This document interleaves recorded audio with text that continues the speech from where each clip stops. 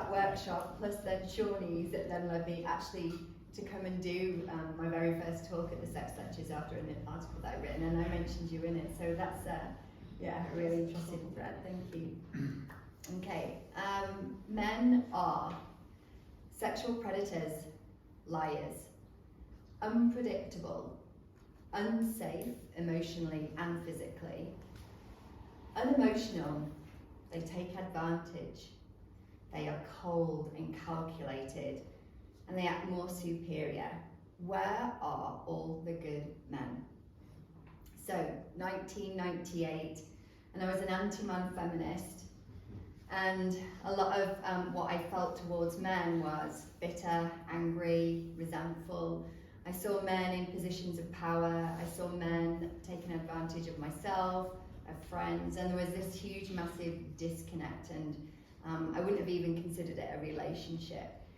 And what's interesting and unusual is, as much as I had that disconnect from men, there was also a longing and a desire to actually be seen and valued by men as well.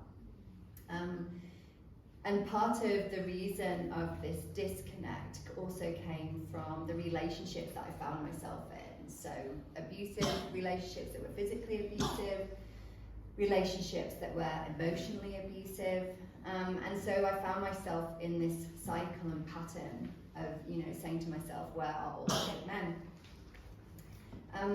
And as I went in through to a process of taking a look at healing my own wounds, first of all, starting with my inner child, I got to really understand where my inner child was looking to have certain parts of myself resolved.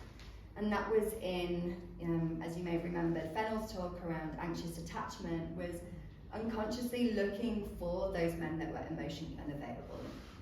So I was unconsciously seeking out those relationships that had me feeling with low self-worth and low self-esteem.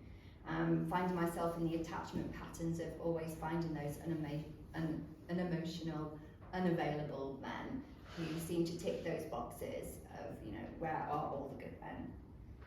Also, healing my relationship to my emotions, so how I enable myself to hold myself in all of those difficult emotions rather than projecting them onto the people in front of me and blaming them for the ones who, by their actions, had me feeling a particular way, taking that responsibility for myself and noticing that it was me who had the responsibility of how I stayed with my emotions, how I felt with them, and then what I chose then to do with them.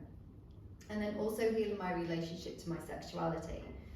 And what came from that is exploring the conditioning that as a woman that I was receiving about what was acceptable and what was unacceptable, what I could do, what I couldn't do, what I was able to talk about, what I couldn't talk about. And what's really interesting is the talk that I did last time in January, which was about finding my inner power and trying to sort of break through those shackles of conditioning. The article that had led to Ali inviting me to talk was actually, I received a phone call from my dad saying, remove that article from social media or else. So it was really interesting to notice like the shackles that I had as a woman, and then starting to reflect all of these different things outside of me. So what I started to notice was, as I took a deep dive into noticing how I was showing up in the world, noticing the other human beings around me doing it. So the other women and how they were behaving, how they were projecting their own inner child, how they were getting into different attachment patterns. And then I started to notice that men were also doing the same thing. So when I could see a man who was angry and frustrated, I could see, the 4-year-old child within them struggling to cope with a dysregulated nervous system. And it became less about me and more about the journey that each individual was on. And I began to understand that actually the common denominator in the men that I interacted with life was actually me. So I was attracting those types of men, but also how my prejudgment of them was then affecting the way that I interacted that made them more defensive. So their coldness came from the fact that I poked and prodded and pushed, and as a means of defence, men would shut down. My hyper-independence and wanting to push men away also meant that men didn't feel safe around me, so they weren't able to be vulnerable, they weren't able to share how they really felt, because there was this huge disconnect of me not needing a man. And I see this really frequently with a lot of women who support female empowerment, that they tend to take things a little bit too much the other way, in the fact that men then aren't needed, and everybody wants to be needed. And you know, as we sort of manage this, you know, the rise of feminism, which is great for you know, equality, it's also ensuring that men have a purpose. You know, men feel that they are part of the system as well. And so as I noticed all of these different patterns showing up, I started doing more research around, you know, where patterns come from and our behaviour, and something that I came across, and it's called the reticular activating system. So I've written down the actual explanation of what that is, just for clarity. So it's a subconscious filtering system. It's a bundle of nerves located on the brainstem that helps us sort out our environment, allowing us to concentrate on the things around us that we feel are essential. The RAS, so the reticular activating system, acts as the brain's gatekeeper, using beliefs formed in our early life to sift through incoming information and prioritise evidence that supports these beliefs. In this way, the RAS actively recruits information that reinforces what we already believe to be true. And one of the most difficult things that we can do, and you know, has already been talked about this evening, is, you know, making those unconscious patterns and bringing them to awareness, so that we can choose to do differently, and so that we can choose to behave differently. And so bringing all of this awareness, how I began to interact with men changed. And as a result, how they reacted to me also changed. And as I started further down the path, and you know, when I was supporting women initially, specifically mothers, around sexuality and relationships, quite often I would hear the women complaining about the men in their lives. And I became, you know, somebody that was frequently advocating, you know, so explaining to the women how, you know, their inner child and how their inner child is showing up, and explaining that, you know, that behaviour that they see in their partner is also their inner child, and like, how can we show compassion while also not enabling certain behaviours. And so what then happened as a result of this advocacy was I started getting more and more men into my practice, because they felt seen and they felt heard by the support that I was also giving on the other side of the spectrum. And so from there I then decided to take a year to actually study masculinity and male sexuality, just so that I could take myself, you know, even deeper and really challenge my own perceptions of what I thought masculinity and male sexuality was. And what is really interesting, and I have like kept sort of like almost a note of things that I've experienced. So Fedel is going to go around. I've not got enough for everybody because I didn't know how many people there were going to be, but if you can like take a quick look at some of the things that are written down. So I've taken notes with about some of the things that men have said over the times around dating, around sex, around relationships. I'll read the odd one out, and it's really fascinating. So a lot of men ask themselves if they're good enough. They worry about being liked on their first date. They worry about what they look like naked. They worry about their performance in the bedroom. They fear abandonment, and that could be manifested in their jealous behaviours and insecurity. They fear messing up and losing the person they love. They worry about being too open and vulnerable after being hurt in previous relationships. They are worried that she's looking for superficial attention to feel better about herself. They're worried that she might be dating multiple men and that you're number 3 on the list. They worry if their genitals are attractive. And they worry if they can trust the person or if they will get hurt like in the past. And as I started to hear all of these different things, it just came to me that a lot of the friends that I had, female friends, you know, over the years, and also myself, had felt exactly the same things. And what became really, really clear to me was that actually at the core level of who we are as human beings, the insecurities are all the same. What makes us different is the conditioning that we've received, and then obviously how we are responding to that conditioning. And these phrases that you'll be able to have a look at, they're on an article that I've written on my website, Differences Between Men and Women in Sex, Love and Relationships. And just, you know, if you don't have time to read that article, it's basically exactly the same thing. And so as I was saying, it's the conditioning that basically makes us show up differently.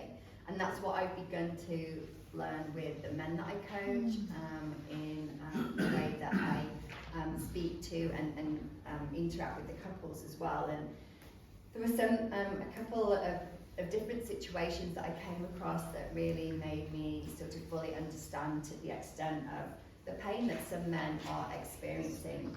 There was one client that came to me, and he was on the brink of divorce. He had already been to couples therapy with his partner, and the couples therapy hadn't really worked. He just felt very, very blamed. And this is something that I hear quite regularly from men, that when they go to couples therapy, if it's with a woman, quite often it will feel very much like two women against a man. And from my own sort of understanding and how I have seen my own colleagues work who have never really studied in-depth male sexuality, what I notice is that those who are working with couples, if they've not done a lot of their own exploration of their own conditioning around male sexuality, will project that onto the couple. So unfortunately we do have that problem, unless you've got somebody like Sean who works a lot with men, who understands men, can hold space for the female experience, being female herself, but also the male experience, fully understanding the depth of that. And so he had been, going back to my client, he had been to couples therapy that hadn't worked, and was on the brink of divorce. And you know, I gave him the opportunity to, like, okay, what's your goal? What do you really, really want? And they hadn't had sex in a number of years, and I'm thinking, you know, he's going to want to have like sex, and he'll probably imagine, you know, some amazing sort of sex life. And for him, his first initial desire, like what he wanted more than anything else, was to be able to sit on the sofa with his partner and have a cuddle and just look in each other's eyes. Like, he totally missed just being able to have that eye-to-eye contact. So something really small, and what many of us would feel is insignificant, you know, is something, that element of intimacy and depth that he really, really craved. When I have couples come to me, it's generally, what I find is the women are bringing the couple to me for support more often than not. That's the way that it is. Generally, and this is a generalization, because there are, you know, you do get some couples that are a little bit outside the box, but generally what's happening is the woman is doing her own self-development. She is working in, you know, working on her own patterns and her own behaviour. And she comes to the session, and, you know, she's very focused on what she wants and how the relationship's going to get there. And she feels that her partner, isn't making the effort, isn't doing the things that she would like him to do, isn't doing the growth work. And very, very often what I see is that, and I have a couple in mind in particular, from Norway, and she was very, very keen for him. She had initially wanted me to coach him separately, but they came as a couple. And while she was looking for all of the issues in the relationship that they needed to work on, when I heard them come together and talk, he was so keen for connection. So when they talked about their summer, she was focused on her business, on growth, on, you know, on where she wanted to take her own self-development. And he was looking for quality time. He wanted to spend time with her. He wanted to go and do things. He wanted to have experience. And I think sometimes, you know, speaking for myself as well, as women, we can get so focused on how we want things to look that we sometimes don't even pay attention to what's actually here in the present. And yeah, that's just offered a really good. So I made a note here actually, and so when I wrote this, I'd written it back in July, and I did this, but a much longer speech, and I was going through these threads, and when I decided to put all of this together, my partner and I were in conflict, and my partner's male, and I was like, I need to channel in the energy of men are not the enemy, because right now I'm fucking feeling that they are. So, and it's always coming back to that, isn't it? It's like bringing that awareness of where am I sort of making myself the victim, which I've already talked about before, and bringing my own self-awareness and, you know, being able to see the other person in front of me, whether male or female, as another human being, and any bad behaviour is a sign of conditioning, a sign of their own past, a sign of their own trauma, and it's not for me to take personally, and it's also my responsibility not to enable it as well. So my invitation is, you know, as I round up this talk, is a couple of things. So being mindful that as you go out into the world, you show compassion for the people and how they show up, you know, because of the multifaceted experiences that they've had, and what's brought them to where they are. Seeing them with that compassion, again, while not enabling any bad behaviours, but also not trying to fix other people. Everyone is on their own individual journey, and I think, you know, speaking about myself as a woman and the frustration that we can feel with men who aren't as much on that self-development journey as we want to then go and fix. And then men on the other hand, you know, when a woman is approaching you and doing a vulnerable share, and the desire to then fix the problem for the woman, you know, listening and asking questions of curiosity is the biggest support that you can ever offer. So I'd like to round it up with compassion for yourself and your own journey, and compassion for those around you, and see each other with that compassion. Thank you.